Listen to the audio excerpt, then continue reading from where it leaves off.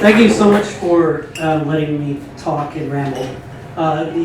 It's going to be hard following those other two, because this is going to be really dumbed down. You're about ready to. I should just talk in one syllables and. The time I was at the. That's probably what's going to happen. My little thing this evening, I will be talking about my. Oh, and I brought. Unlike the other two, is I actually am going to read some things because my memory is fleeting, and I will go on a stream of consciousness and waste all my time and get to know stories. So, first of all, well, actually, no, I'm going to wing it. Fuck it. Okay. The time I was at the. Okay, so I entitled this is Lincoln, not LA. And the reason why that is of course there was a quintessential album called This Is Boston, Not LA, that was a bunch of Boston bands were all pissed off at LA because they were cooler and all that shit. So that would be funny because Lincoln is cooler than both of them. So, yeah.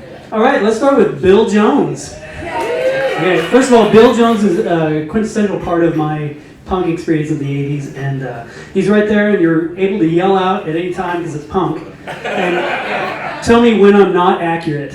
Because it's going to happen. I'm just going to fabricate most of this. So you don't know. No, half the people here don't know. So I can just make stuff up. And, no, Bill and his brother Jim Jones pretty much were the royalty of the scene, in my opinion, in the early '80s, even late '70s, early '80s, and have been in so many bands.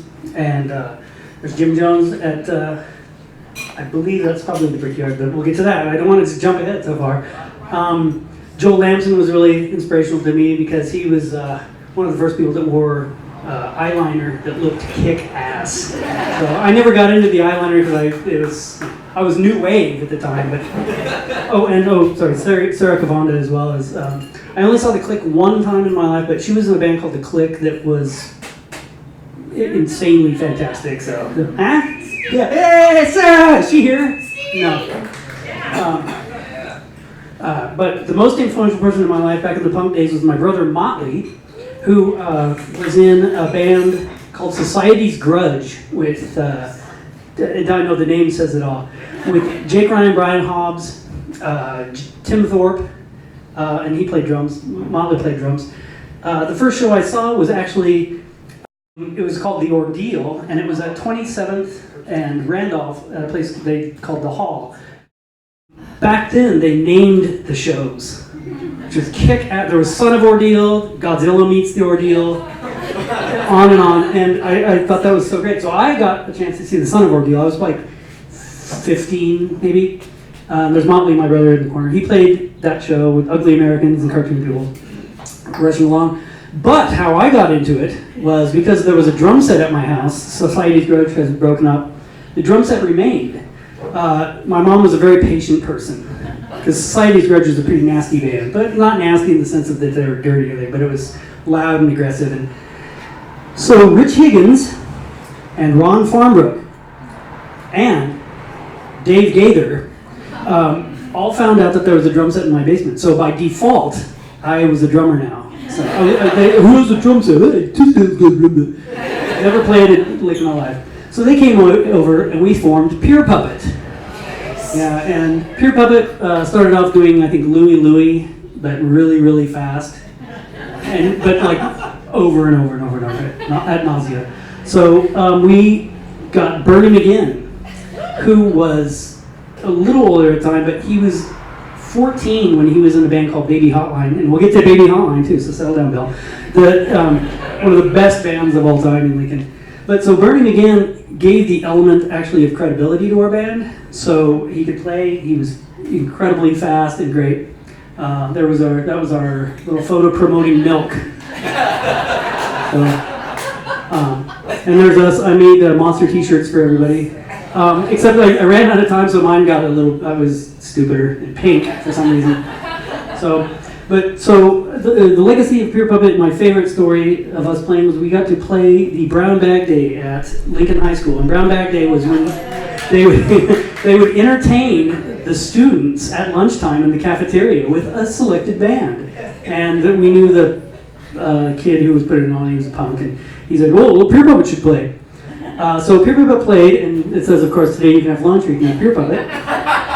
There's us playing in the lunchroom with our banner behind us. And look at that drum set. That is this typical duct tape drum set. But so, as we're playing in the lunchroom, the reason why it's the greatest show, it was annoying as shit. It was so, I wasn't even annoyed with us. It was so loud and terrible. But the greatest thing, and this is going to go to my grave as one of the greatest moments of my life, is actually the mentally handicapped kids. They brought them in because they wanted these kids to see Music River, and these kids freaked out. They were out of their seats and screaming and waving their hands, and I thought, well, okay, that's it. This is the best moment of my life, because they've never seen this, I've never seen that, and kindred spirits. So, and Baby Hotline played one of those. Yes. What were they thinking? And PSW played one. Yeah. Well, we'll get to PSW, so we settle down. And there's one last lunchroom shot. So my next big adventure in the punk rock scene was a show at the Knights of Pythias, which was Pythias. It was a veterans hall at, I believe, 14th and Q, 15th and 13th and Q. It was a one-time show. It was Baby Hotline, DBL, One Dark Rabbit, et cetera, et cetera. And it was the first time I actually saw a glimpse of what was to come of our scene in Lincoln. I mean, the old scene was all the cool people doing all the cool stuff. I loved it. I was jealous as all get out. I loved that idea. But these were all the new high school kids coming in. Place was packed, standing room only. It was an incredible show. There's Baby Hotline playing. You can't see Bill. We'll get to you, Bill.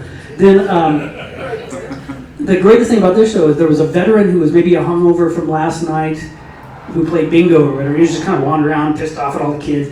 And people started doing their slam dancing and everything, and our friend Mike Renfro got clocked, punched in the head by this old veteran, like, "Stop being so violent!" It was awesome.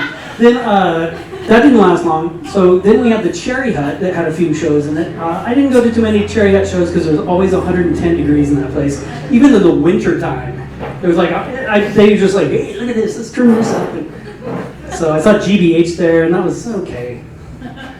Then there was Sprague, an old schoolhouse in Sprague, Nebraska, where they would have shows. NoFX played there, a few other bands. I only went to 3 shows there, but kids would drive from Lincoln all the way there, and it was just incredible. It was really fun. You can see that they're having a ball. Then we come to Tooth's Gallery, which was at 9th and O Street, kind of where Knickerbocker's was next door. Ralph's Hungry Eye Tattoo was at the end of it, which I thought was kind of funny, because I don't know anyone that got a tattoo there. But Tooth's Hall, one real quick story about Tooth's Hall that is everyone knows about, and some have seen band USMC, and I think it was USMC, maybe Speed Wobble, USMC was playing. And correct me if I'm wrong.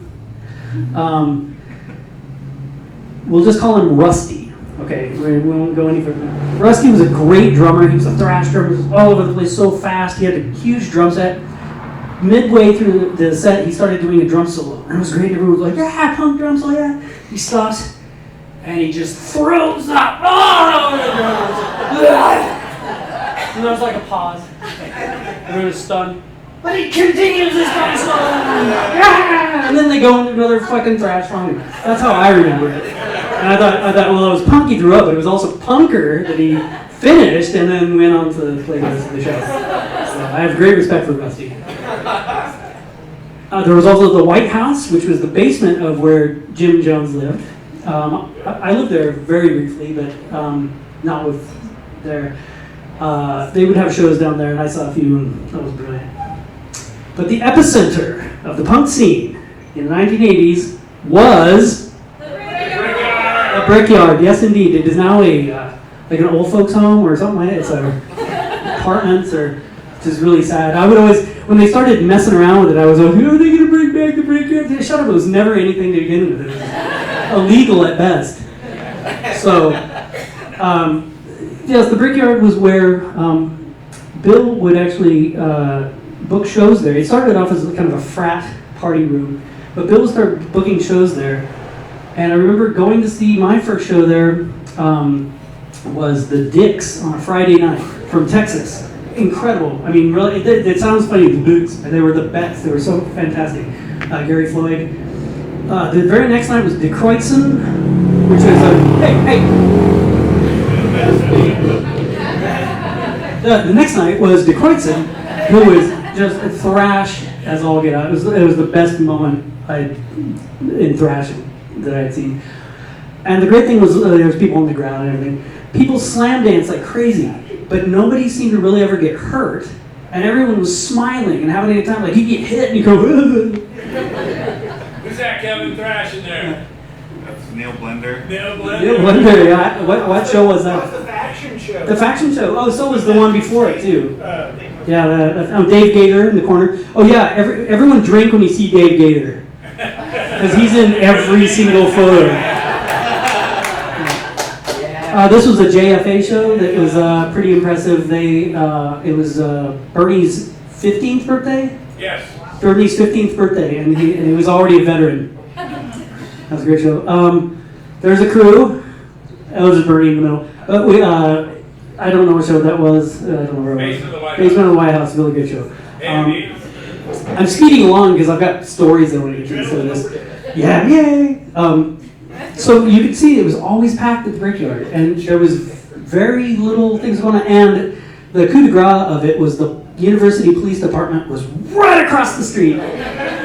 So, and Bill informed me that there's some shenanigans that happened, but I never saw any police ever. So I got arrested several times. well, you took the brunt for all of us. Our martyr, Dave Gaither.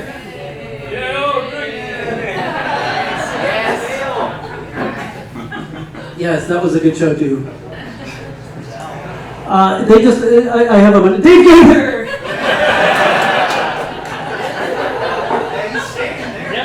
He's doing something. Getting me wasted. So, another quintessential Brickyard picture. And it was like that every time people played. And everyone was so nice and kind, which is bizarre. PSW, oh yeah. Oh, look at that one! No, yeah. There's Ron Farmbrook singing. Jason Dubas. I won't get into all the names here. You're like, it's not the Brickyard. John Rocky. Now let's get to the flyer section of our program.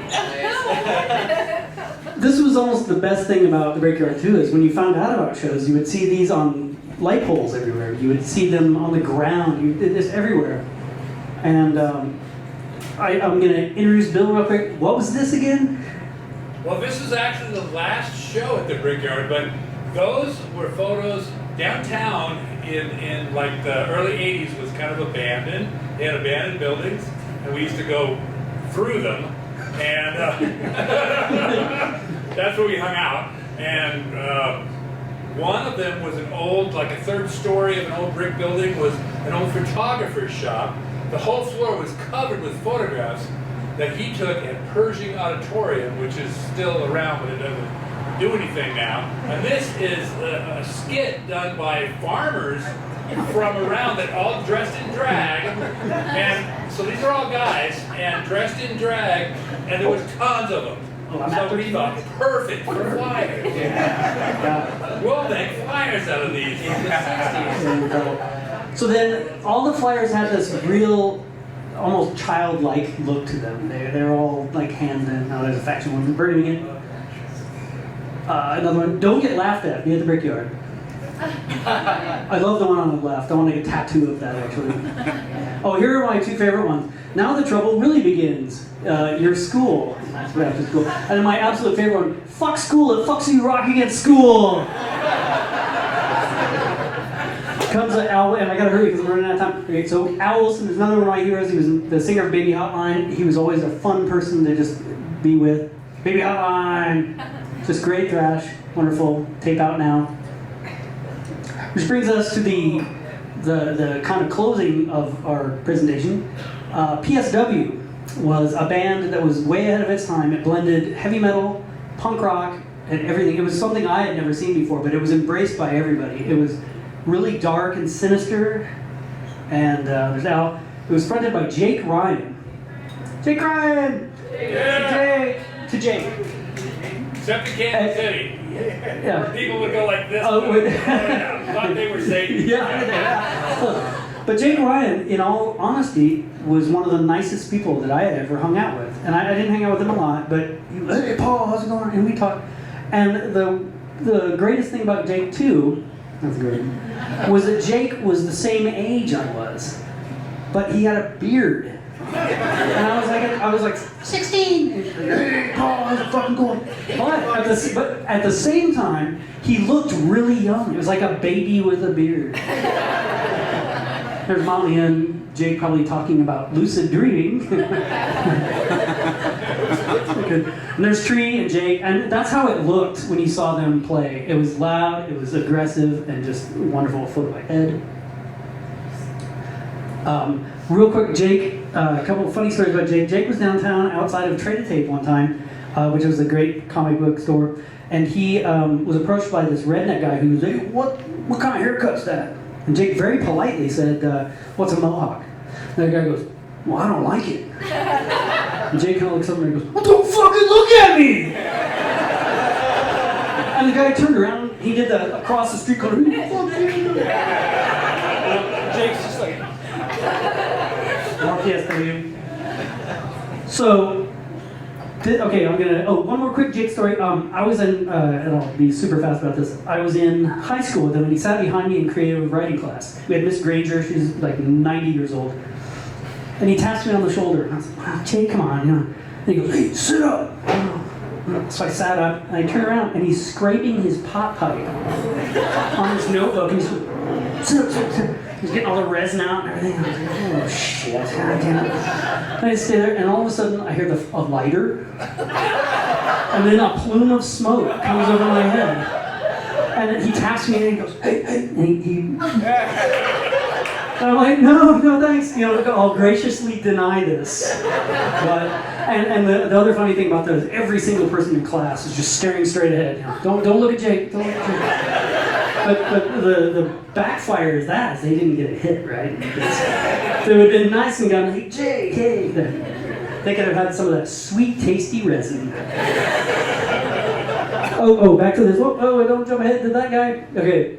So my biggest regret about the punk scene was that I don't think I actually hung out with enough people.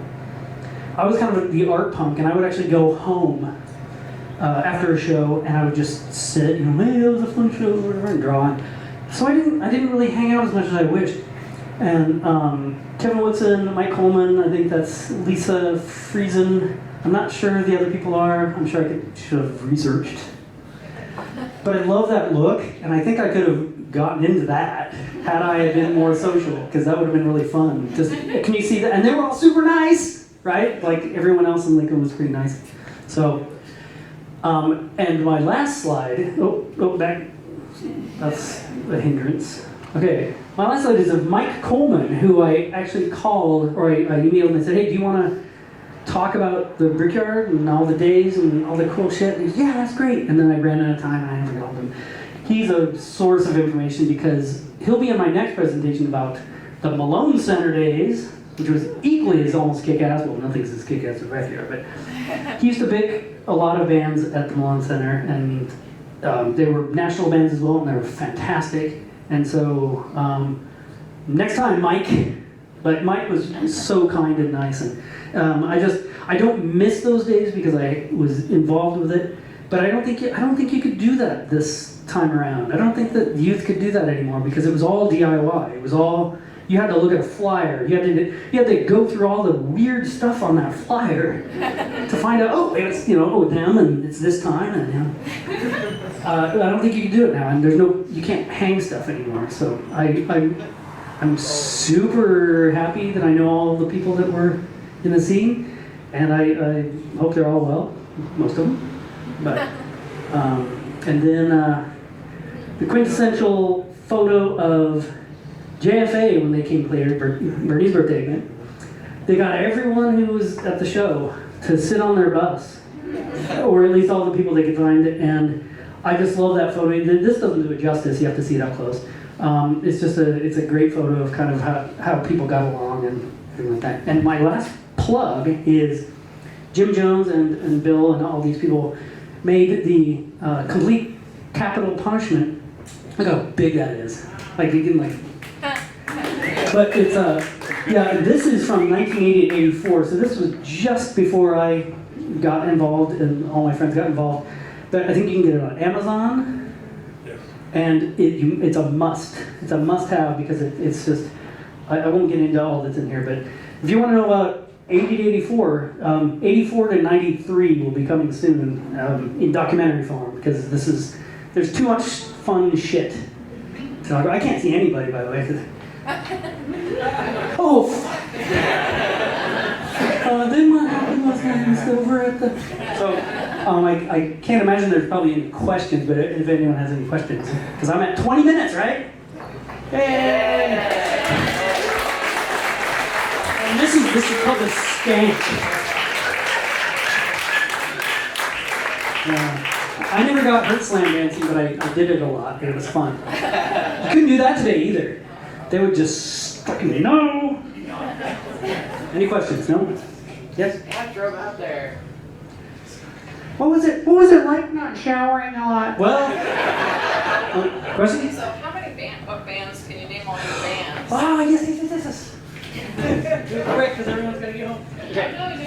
All right, I did make a list. Good. These are the ones I can think of, and there are many I forgot. There was USR, USMC, Speed Wobble, Dirty Little Fat Kids, Lunch Meat, Mortus Gentis with Jake, which was kind of it had a drum machine. So the metal Jake Ryan with a drum, oh fuck. It was so great. Scum Sucking Pig, John Jubert's Bake Shop, which is somewhat controversial if you Google John Jubert. Hearing Aid Service, Corrupted Service, and my personal favorite name on a flyer was Hecacontolithos with Jeff Cole and Jason Lewis and Phil Jupp, I remember that. DBL, 4 Against 1, One Dark Rabbit. What did I put there? And then later there was like One Size Fits Most, Pure Puppet, of course. Enough about me. Sideshow, that was later. Those guys were sellouts. they lost their thrash. Wasn't that kind of a thing, Paul, like every show you had to have a different band name? Well, Beer Buffet was Pure Puppet when our singer went to rehab. Beer Buffet, Ed Higgins sang for Beer Buffet twice. Because he knew all the lyrics. So and this kind of sucks because he was way better than Ron. It was like, Ron, I love Ron so much, but singing was like,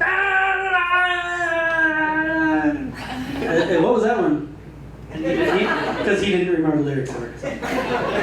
So, but there's many more bands. So, Dry Heaves. Yeah. So. Oh, no.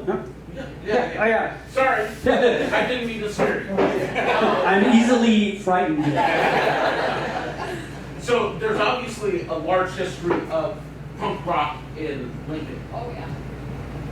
How did that influence the bands that came through Lincoln that were larger stature? Oh, yes, very, very good.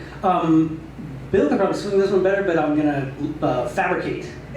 No, what it was is, I know that bands who would come play here, it would be so packed all the time that they would tell other bands that, oh God, you gotta go to Lincoln, no matter what. And then these other bands would come to Lincoln and it'd be packed. And so we would just get more and more bands, like there's a band, Corrosion of Conformity. They're like a big, on double A's and, sellouts and everything. They played at the Brickyard, and Pure Puppet played with them. I got to use his drums, and they were super pissed because I used every one of them. To stick with the snare. So, and other DRI played there, and it was great stuff. Loved it. Well, I think we were halfway from Chicago to Denver. Right, yeah. Yeah, totally. There was like, where do you go in a landlocked thing? Well, Lincoln, because 200 kids will show up and pay, and it was ridiculous. The thing that pissed me off the most about like paying to get in the shows, it was $3 to get in a show. And I remember going to a show when it was $4. It's like, who the French thinks they are charging $4? They were. Oh yeah, Upright Citizens was like $4. Well, I'll give you $3.50. No, Upright, yeah, they were great. We'd get, Rob Howard was supposed to play, but there was some Visa stuff, I think. That one, right? Upright Citizens was. Upright Citizens was fantastic in Germany. De Kreutzen was not from Germany, but they thought they were. Wisconsin. Beyond Possession, I gotta wrap this. So Beyond Possession was a great band from Calgary that played in the flyer. I should have put it in the slideshow, but I didn't. It was so funny because the flyer was a burning cross with a bunch of Klansmen, right? And I was like, oh shit, Beyond Possession. And at the bottom it said, fight the Klan. Is that really the best flyer to put up all over Lincoln, you know? And like 12-point type or whatever. Fight KKK, fuck them. Fuck racism, and then but they were great. I mean, they were Canadian. But I have a question. Yes. If you don't mind. So, for folks who didn't get to experience the scene, where can we go now? Oh God, dang. Yeah, see, you're reading my mind. I know. There's a Unfortunately, fake. it wasn't like video. Yeah, there's almost zero video of the scene. A lot of pictures Which though. bands should we be going to see? I think there on Facebook. I know there's Brickyard Days with a Z. That's kind of clever. And then I Survived the Brickyard is also a Facebook. So those are the two I know about, and those are packed full of really cool. But and like I said, or I didn't say this, but this is all my perspective. Yeah. So every one of those kids that was slam dancing in there has every story I have, but a little different.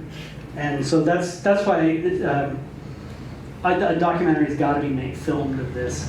Just 45 minutes, an hour, or something like that. I think it'd be great. Before we all die.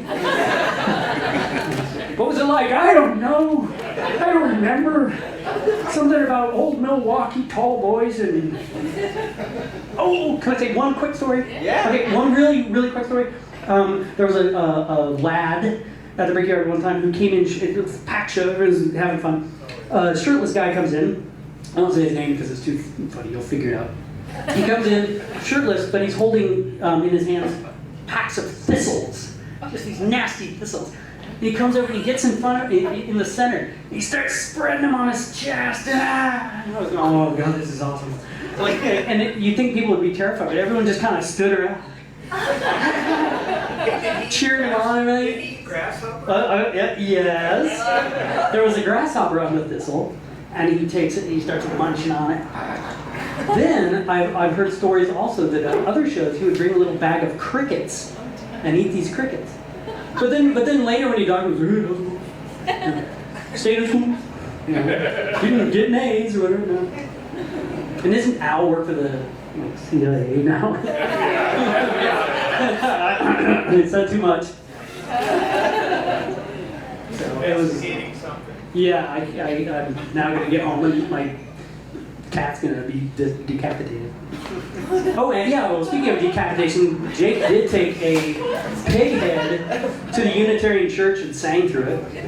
Remember that? Anyone remember that show?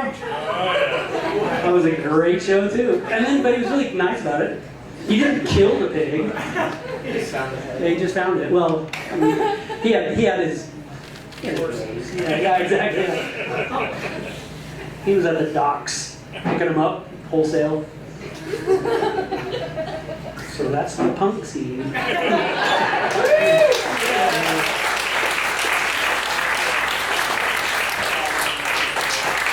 Thank you so much, Paul. Fuck yeah. Oh man. Well, we're all